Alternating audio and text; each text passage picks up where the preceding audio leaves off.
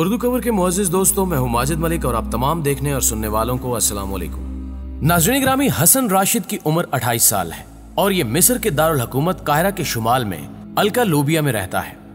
یہ کھانے پینے کا شوقین ہے۔ فروری میں یہ اپنے دوستوں کے ساتھ بیٹھا تھا، ساتھیوں نے اسے تنگ کرنا شروع کر دیا۔ تم سب کچھ کھا جاتے ہو، تمہارا معدہ ہے یا لوہا پگھلانے والی بھٹی۔ یہ گفتگو طول پکڑ گئی اور یہ یہاں تک آ گئی کہ دوستوں نے اس کے ساتھ شرط لگا لی کہ اگر تم اپنا موبائل فون کھا کر دکھا دو تو ہم تمہارے سامنے ناک سے لکیریں نکالیں گے۔ حسن راشد شوخی میں آ گیا اور وہ اپنا موبائل فون نکل گیا۔ فون سیدھا معدے میں پہنچ گیا۔ حسن راشد کا خیال تھا کہ فون بہت جلد جسم سے باہر آ جائے گا، لیکن فون پیٹ میں پہنچ کر غائب ہو گیا۔ دوستوں نے ناک سے لکیریں نکالی اور گھر چلے گئے۔ حسن بھی اپنے گھر آ گیا۔ یہ چند دن فون کی واپسی کا انتظار کرتا رہا، مگر فون پیٹ نے ضبط کر لیا تھا۔ یہ چند دن بعد فون کو بھول کر اپنے کام کاج میں مصروف ہو گیا۔ حسن کے پیٹ میں 7 ماہ بعد ستمبر کے آخری ہفتے میں اچانک درد شروع ہو گیا۔ اس نے پینز کلر استعمال کی لیکن درد نہ رکا۔ یہ 23 ستمبر کو اسپتال پہنچ گیا۔ ڈاکٹروں نے الٹرا ساؤنڈ کیا تو انہیں حسن کے معدے میں عجیب و غریب چیز دکھائی دی۔ ڈاکٹروں کو تشویش ہوئی اور انہوں نے اسے فوراً آپریشن تھیٹر پہنچا دیا۔ آپریشن ہوا اور وہ عجیب و غریب چیز نکال لی گئی۔ پولیس بلائی گئی۔ پولیس کے سامنے اس چیز کے اوپر سے رتوبتیں ہٹائی گئیں اور نیچے سے موبائل فون نکل آیا۔ حسن راشد سے تحقیقات کی گئی تو اس نے اپنی حماقت کا اعتراف کر لیا۔ ڈاکٹرز اس انکشاف کے بعد 2 باتوں پر حیران ہیں کہ حسن راشد نے موبائل فون نگلا کیسے تھا، اور دوسرا، اگر موبائل کی بیٹری پھٹ جاتی تو اس کا کیا بنتا۔ بیٹری کی کاربن ڈائی آکسائڈ لازماً اس کے پورے معدے کو اڑا دیتی۔ ڈاکٹرز آج کل یہ بھی ریسرچ کر رہے ہیں کہ دنیا میں اگر کسی اور بے وقوف نے بھی موبائل فون نکل لیا تو یہ اسے کیسے باہر نکالیں گے۔ ناظرین گرامی، یہ دنیا میں اس نوعیت کا پہلا واقعہ نہیں ہے۔ اس قسم کا ایک واقعہ 2016 میں آئرلینڈ میں بھی پیش آ چکا ہے۔ ڈبلن کی ایک جیل میں 29 سال کے ایک قیدی نے بھی موبائل فون نگل لیا تھا۔ اس کی طبیعت خراب ہو گئی تھی اور وہ مسلسل الٹیاں کرنے لگا۔ اسے بھی اسپتال پہنچا دیا گیا۔ ڈاکٹروں نے 18 گھنٹے بعد آپریشن کر کے اس کے پیٹ سے بڑی مشکل سے موبائل فون نکالا تھا۔ اس بے وقوف نے بھی ساتھی قیدیوں کے ساتھ شرط لگا کر موبائل فون نگل لیا تھا۔ شرط کی یہ حماقت صرف مصر یا آئرلینڈ تک محدود نہیں، پاکستان میں بھی یہ علت شدت کے ساتھ موجود ہے۔ آپ ملک میں کسی طرف نکل جائیں، آپ کو حسن راشد جیسے ہزاروں بلکہ لاکھوں لوگ ملیں گے۔ میں نے بھی بچپن میں ایسے درجنوں لوگ دیکھے ہیں جنہوں نے شرط جیتنے کے چکر میں اپنی زندگی کو عذاب بنا لیا تھا۔ یہ تمام کردار مجھے آج بھی یاد ہیں۔ مثلاً ہمارے محلے میں ایک لڑکا رہتا تھا۔ اس نے لڑکوں کے ساتھ روح افزا کی پوری بوتل پینے کی شرط لگا لی اور وہ ان کے سامنے پوری بوتل پی بھی گیا۔ تمام لڑکوں نے 1-1 روپیہ جمع کر کے اسے 10 روپے دے دیے، لیکن 2 گھنٹے بعد وہ بے ہوشی کے عالم میں اسپتال میں تھا۔ اس کی شوگر 1000 پوائنٹس تک پہنچ چکی تھی۔ اس کی موت 100% تھی، لیکن خوش قسمتی سے سمجھدار ڈاکٹر بھی مل گیا اور لڑکوں نے بھی اس کے والدین کو اس کی واردات کے بارے میں بتا دیا تھا۔ ڈاکٹر نے اسے انسولین کی ہیوی ڈوز دے دی۔ اس کی جان تو بچ گئی، لیکن دل، گردے، دماغ اور جگر بری طرح متاثر ہو گیا۔ وہ 4 سال زندہ رہا، مگر خاندان نے یہ 4 سال اسپتال میں گزارے۔ اسی طرح گجرات کے ایک لڑکے نے آدھ پاؤ نمک کھانے کی شرط تو جیت لی۔ اس کے لیے تالی بھی بچ گئی، لیکن اس کا معدہ، بڑی آنت اور گردے تینوں ختم ہو گئے۔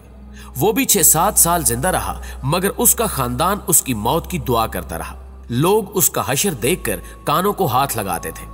آپ نے چند ماہ قبل سائیوال کے ایک شخص کی ویڈیو بھی دیکھی ہوگی۔ یہ شرط جیتنے کے لیے ٹرین کی پٹری پر لیٹ گیا تھا۔ اس کے اوپر سے ٹرین گزرتی رہی اور دوست ٹریک کی دونوں سائیڈوں پر کھڑے ہو کر تالیاں بجا رہے تھے اور اس کی ویڈیو بنا رہے تھے۔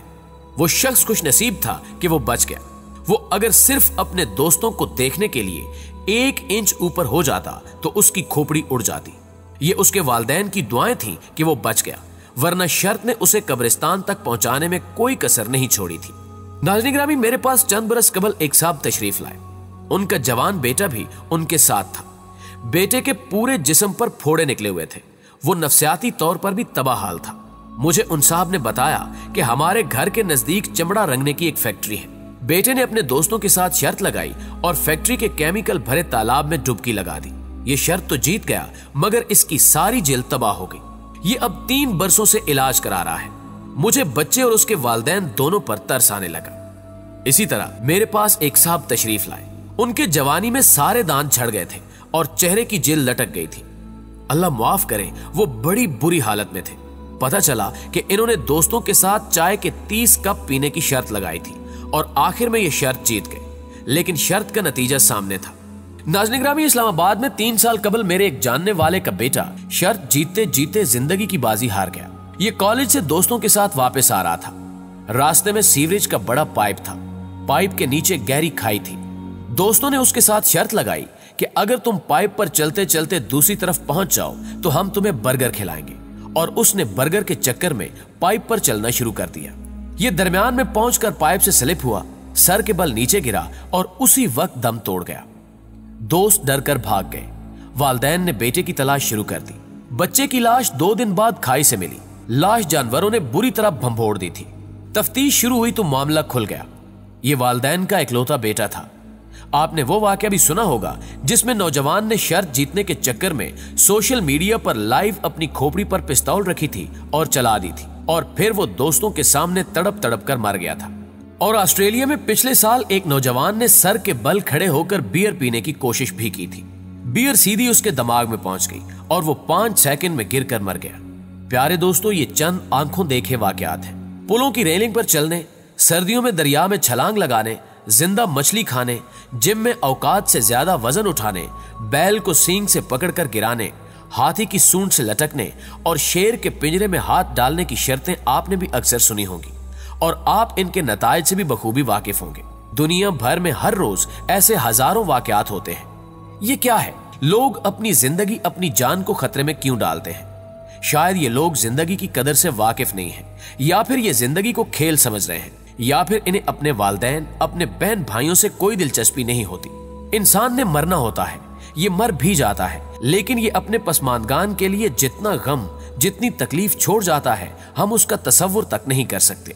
हम इंसान अपने लिए नहीं जीते, हम उनके लिए जीते हैं जिनके लिए हमारा जीना मुआनी रखता है। लिहाजा हमें हर कदम ये सोचकर उठाना चाहिए कि हमारे बाद हमारे चाहने वालों का क्या बनेगा। ये सोच हमें बचाएगी। दूसरा, शर्त लगाकर अपनी जान खतरे में डालने वाले इतने मुजरिम नहीं होते जितने मुजरिम उनकी जान के साथ खेलने वाले होते हैं। चुनांचे मेरी आपसे दरखास्त है कि आप सिर्फ चंद लम्हों की तफरीह के लिए दूसरों की जान खतरे में न डाला करें। आपका चंद मिनट का मजाक पूरे खानदान के लिए अजाब साबित हो सकता है।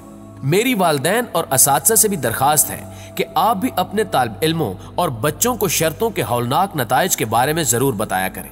आपके गिरदो पेश में भी अगर कोई ऐसा वाकया पेश आ जाए तो आप अपने बच्चों को मुतासरा बच्चे या खानदान से भी मिलाया करें। शायद मुतासरीन को देखकर आपके बच्चे इस गलती से बच जाएं।